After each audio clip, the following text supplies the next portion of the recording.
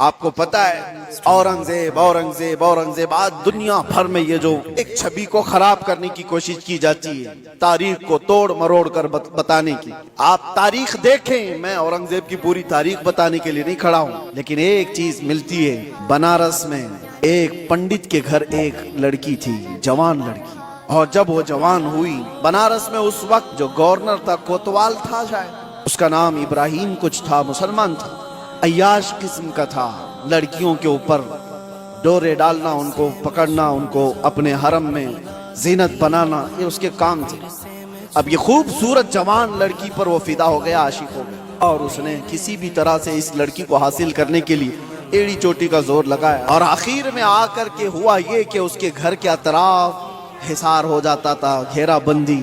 پھر پنڈت مجبور ہو گیا، اپنی بیٹی سے کہا کہ چلو، جب وہ بڑا آدمی ہے تو اس کے آگے ہم لوگ کچھ نہیں کر سکتے، بیٹی تم چلے جاؤ، تیار ہو جاؤ، چاہتا ہے تم سے شادی کرنے کے لیے. لڑکی کو اس چیز کی بالکل بھی رضامندی نہیں تھی. اس نے کہا کہ مجھے تھوڑا وقت دے دیجیے.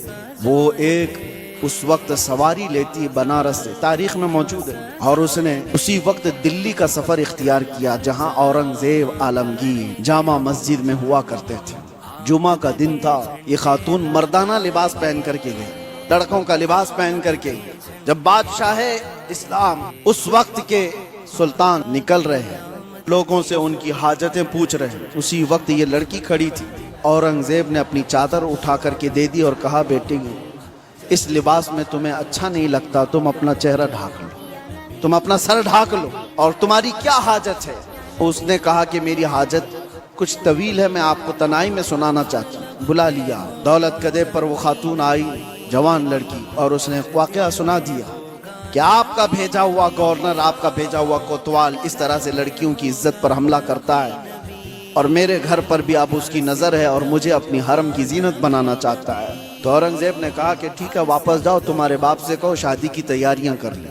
تو لڑکی مایوس ہو گئی، جس چیز کے لیے میں بنارس سے دلی کا سفر کر کے آئی تھی، بادشاہ بھی یہی کہہ رہا ہے، لیکن ایک دل میں ہاس تھی. بادشاہ نے مجھے بیٹی کہہ کر پکارا. واپس وہ آئی، اپنے باپ سے کہا بادشاہ نے تو یہ کہا. باپ نے کہا کہ بیٹا اب کہاں انصاف ہے، تم تیاری کر لو. ڈولی سج گئی اور شادی کا دن بھی آ گیا. وہ ظالم عیاش کوتوال اپنے سپاہیوں سمیت اس کی ڈولی اٹھانے کے لیے آیا اور راستے بھر میں لوگوں پر لٹاتے ہوئے جا رہا تھا. جیسی ہی بیچ راستے میں پہنچا، ایک فقیر آیا اور اس کو کہا کہ مجھے بھی کچھ لٹانا چاہتے ہو؟ اس نے کہا نیچے جتنی گری ہوئی ہیں وہ سب اٹھا لے. اس فقیر نے اس کو بگی سے نیچے کھینچ لیا. تو جیسے ہی نیچے کھینچا، یہ کوتوال جلادوں سے پکار کر کہا کہ کون فقیر ہے جو بدتمیزی کر رہا ہے، تم سب کے سب آ جاؤ. فقیر اپنا جبہ اٹھاتا ہے تو وہ اورنگزیب وہاں پر کھڑا ہے. کہا والی ہندوستان عالمگیر تیرے سامنے کھڑا ہے، اور کیا تجھے اس کام کے لیے اس شہر بھیجا گیا تھا کہ تو روز اپنے حرم سراؤں میں نئی لڑکیوں کو زینت بنائے اپنی بستر کا؟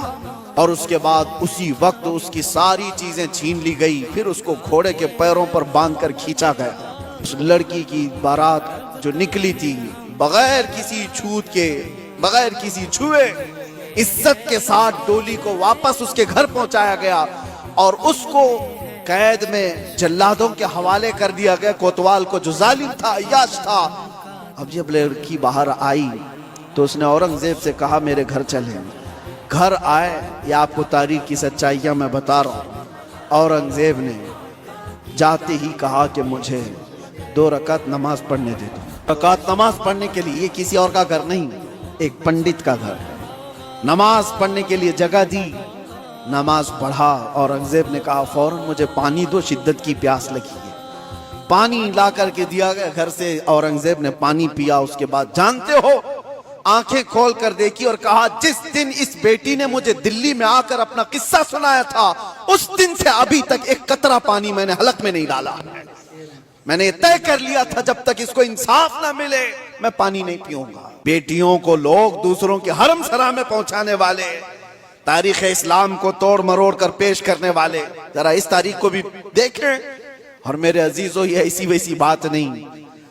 اس پنڈت نے بادشاہ اورنگزیب کے اس احسان کو یاد رکھ کر اس علاقے کو، اس جگہ کو جہاں اس نے سجدہ کیا تھا، بادشاہ نے ہمیشہ کے لیے مسجد تعمیر کر دی. یہ تاریخ میں موجود ہے.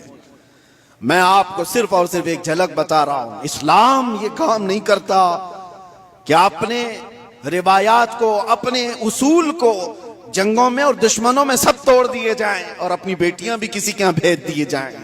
یہ اسلام کی فطرت میں نہیں ہے۔ اسلام اصول کی سچائیوں پر چلتا ہے۔